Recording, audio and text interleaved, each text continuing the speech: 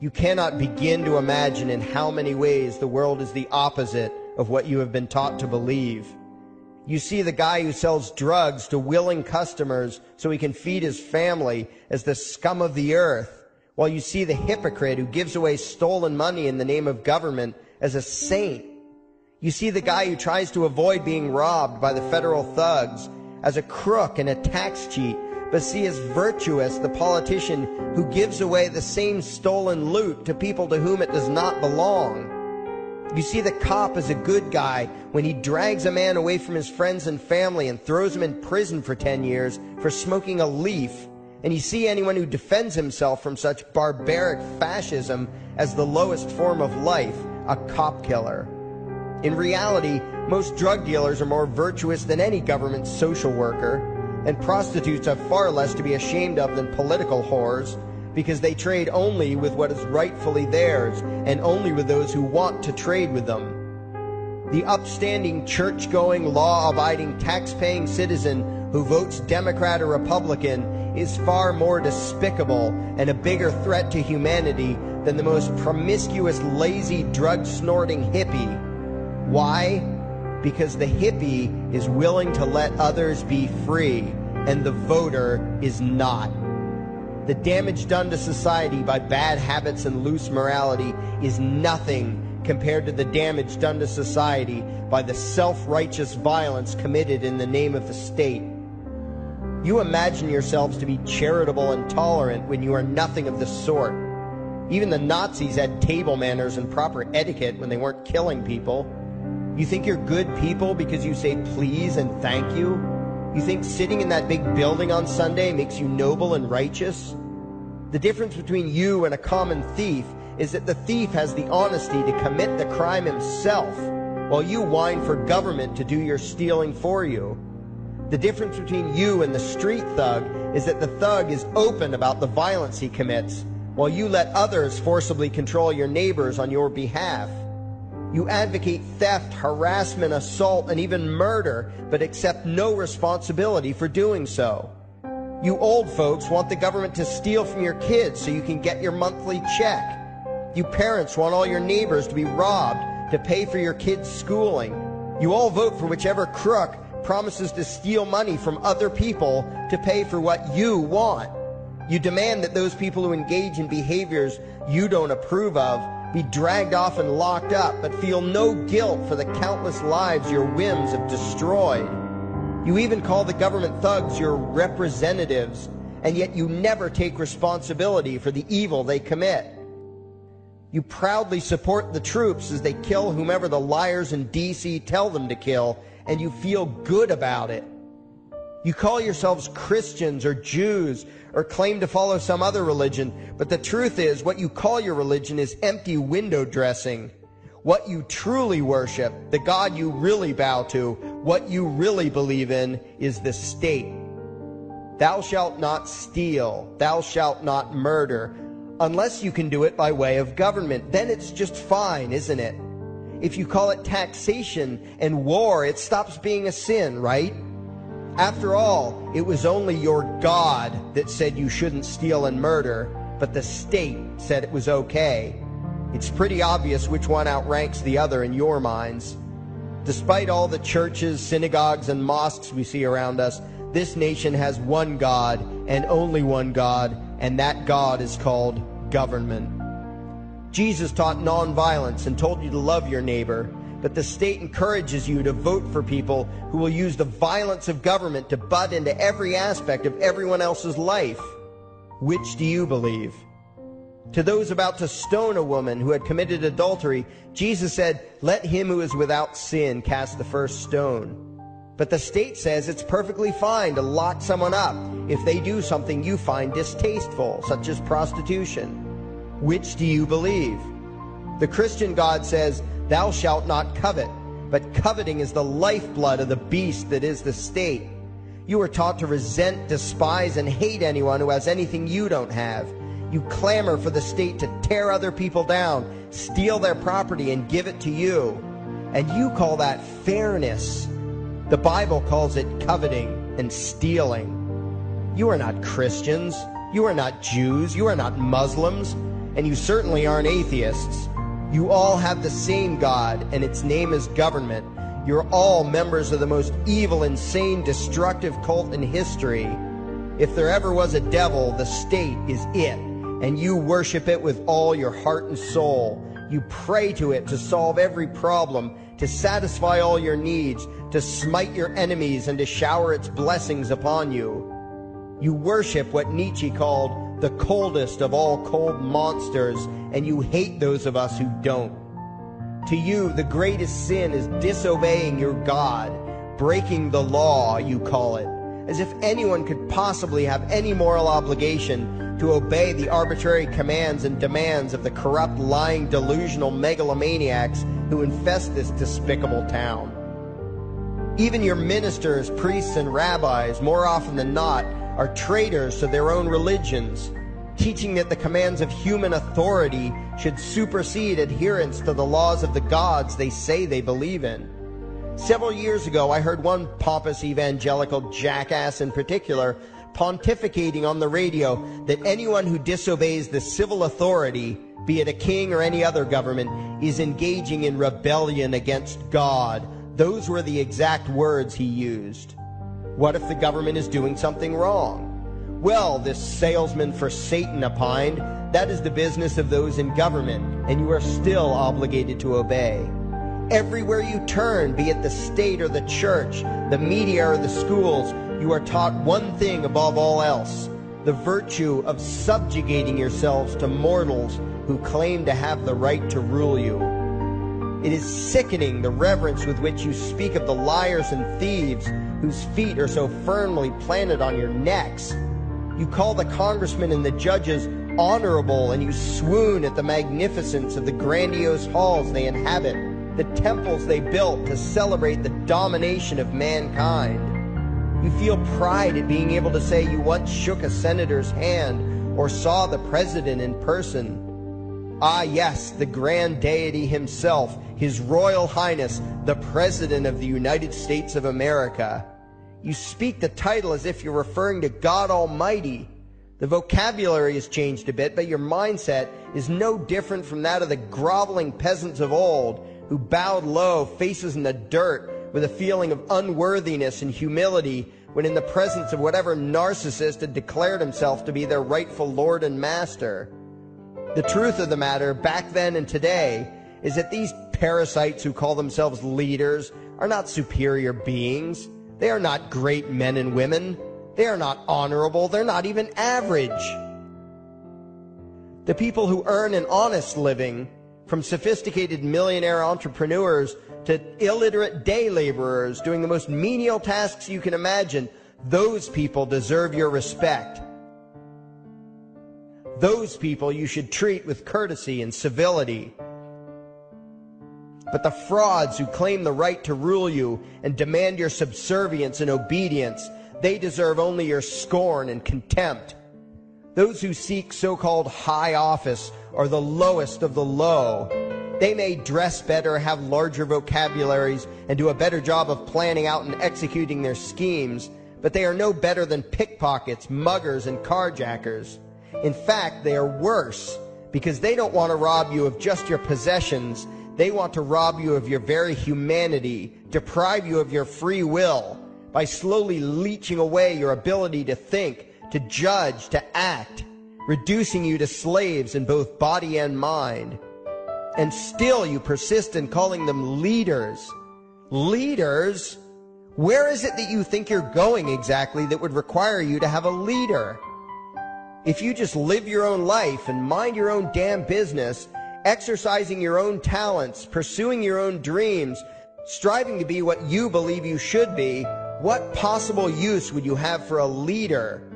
Do you ever actually think about the words that you hear, the words that you repeat? You parrot oxymoronic terms such as the leader of the free world, even pretending for a moment that there is some huge journey or some giant battle that everyone in the entire nation is undertaking together that would require a leader. Why would you ever think, even for a moment, that the crooks that infest this town are the sort of people you should listen to or emulate or follow anywhere? Somewhere inside your mostly dormant brains, you know full well that politicians are all corrupt liars and thieves, opportunistic con men, exploiters, and fearmongers. You know all this, and yet you still speak as if you are the ones who are the stupid, vicious animals, while the politicians are the great, wise role models, teachers, and leaders without whom civilization could not exist. You think these crooks are the ones who make civilization possible? What belief could be more absurd? Yet when they do their pseudo-religious rituals, deciding how to control you this week, you still call it law, and continue to treat their arbitrary demands as if they were moral decrees from the gods that no decent person would ever consider disobeying. You have become so thoroughly indoctrinated into the cult of state worship that you are truly shocked when the occasional sane person states the bleeding obvious. The mere fact that the political crooks wrote something down and declared their threats to be law does not mean that any human being anywhere has the slightest moral obligation to obey. Every moment of every day, in every location and every situation, you have a moral obligation to do what you deem to be right, not what some delusional bloated windbag says is legal. And that requires you to first determine right and wrong for yourself, a responsibility you spend much time and effort trying to dodge. You proclaim how proud you are to be law-abiding citizens and express your utter contempt for anyone who considers himself above your so-called laws, laws that are nothing more than the selfish whims of tyrants and thieves. The word crime once meant an act harmful to another person. Now it means disobedience to any one of the myriad of arbitrary commands coming from a parasitical criminal class. To you, the term crime is nearly synonymous with the word sin, implying that the ones whose commands are being disobeyed must be something akin to gods, when in truth they are more akin to leeches. The very phrase, taking the law into your own hands, perfectly expresses what a sacrilege it is in your eyes for a mere human being to take upon himself the responsibility to judge right from wrong and to act accordingly, instead of doing what you do, unthinkingly obeying whatever capricious commands this cesspool of maggots spews forth. You glorify this criminal class as lawmakers and believe that no one is lower than a lawbreaker, someone who would dare disobey the politicians. Likewise, you speak with pious reverence of law enforcers, those who forcibly impose the politicians' every whim upon the rest of us. When the state uses violence, you imagine it to be inherently righteous and just, and if anyone resists, they are, in your eyes, contemptible lowlifes, lawless terrorist criminals. Like the lawless terrorist criminals who helped slaves escape the plantations. Like the lawless terrorist criminals who helped Jews escape the killing machine of the Third Reich. Like the lawless terrorist criminals who were crushed to death under the tanks of the Red Chinese government in Tiananmen Square. Like all the lawless terrorist criminals in history who had the courage to disobey the never-ending stream of tyrants and oppressors who have called their violence authority and law. And that includes the lawless terrorist criminals who founded this country. Everything you think you know is upside down, backwards, and inside out. But what has to take the cake, the height of your insanity, is the fact that you view as violent terrorists the only people on the planet who oppose the initiation of violence against their fellow men. Anarchists, voluntarists, and libertarians. We use violence only to defend ourselves against someone who initiates violence against us. We use it for nothing else. Meanwhile, your belief system is completely schizophrenic and self-contradictory. On the one hand, you teach the young slaves that violence is never the answer. Yet out of the other side of your mouths, you advocate that everyone and everything, everywhere and at all times be controlled, monitored, taxed, and regulated through the force of government. In short, you are teaching your children that the masters may use violence whenever they please, but the slave should never resist. You indoctrinate your children into a life of unthinking, helpless subservience. You are putting the chains around their little necks and fastening the locks tight. And worst of all, you feel good about it. Out of one side of your mouths, you condemn the evils of fascism and socialism and lament the injustices of the regimes of Hitler, Stalin, and Mao. While out of the other side of your mouths, you preach exactly what they did. The worship of the collective, the subjugation of every individual to that evil insanity that wears the deceptive label, the common good. You babble on and on about diversity and open-mindedness, and then beg your masters to regulate and control every aspect of everyone's lives, creating a giant herd of unthinking conformist drones. You wear different clothes and have different hairstyles, and you think that makes you different. Yet all your minds are enslaved to the same club of masters and controllers. You think what they tell you to think and do what they tell you to do, while imagining yourselves to be progressive, thinking, and enlightened. From your position of relative comfort and safety, you now condemn the evils of other lands and other times, while turning a blind eye to the injustices happening right in front of you. You tell yourself that had you lived in those other places, in those other times, you would have been among those who stood up against oppression and defended the downtrodden. But that is a lie. You would have been right there with the rest of the flock of well-trained sheep, loudly demanding that the slaves be beaten, that the witches be burned, that the nonconformists and rebels be destroyed. How do I know this? Because that is exactly what you are doing today. Today's injustices and oppressions are fashionable and popular, and those who resist them, you tell yourselves, are just malcontents and freaks, people whose rights don't matter, people who deserve to be crushed under the boot of authority. Isn't that right? You bunch of spineless, unthinking hypocrites, look in the mirror. Take a good look at what you imagine to be righteous and kind. You are the devil's plaything. The crowds of thousands wildly applauding the speeches of Adolf Hitler, that was you. The mob demanding that Jesus Christ be nailed to the cross, that was you. The white invaders who celebrated the wholesale slaughter of those godless redskins, that was you. The throngs filling the Colosseum, applauding as the Christians were fed to the lions, that was you. Throughout history, the perpetual suffering and injustice occurring on an incomprehensible scale, it was all because of people just like you. The well-trained, thoroughly indoctrinated conformists, the people who do as they're told, who proudly bow to their masters, who follow the crowd, believing what everyone else believes and thinking whatever authority tells them to think. That is you. And your ignorance is not because the truth is not available to you. There have been radicals preaching it for thousands of years.